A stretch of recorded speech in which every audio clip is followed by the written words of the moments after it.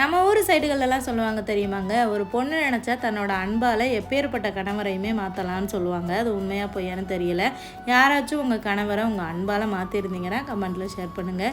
இன்ஸ்டாகிராமில் ஒரு சிஸ்டர் என்ன கமெண்ட் பண்ணியிருந்தாங்கன்னா, என்னோட ஹஸ்பண்ட் கிட்ட நிறைய கெட்ட குணங்கள் இருக்குது சிஸ்டர், நானும் அவரை மாற்றணும் முயற்சி பண்ணுறேன், கல்யாணம் ஆனதுலேருந்து இது வரைக்கும் மாறின மாதிரியே இல்லை, என்ன பண்ணுறதுனே தெரியல, அதுக்கு ஏதாவது சொல்லுங்கள் அப்படின்னு சொல்லியிருந்தாங்க.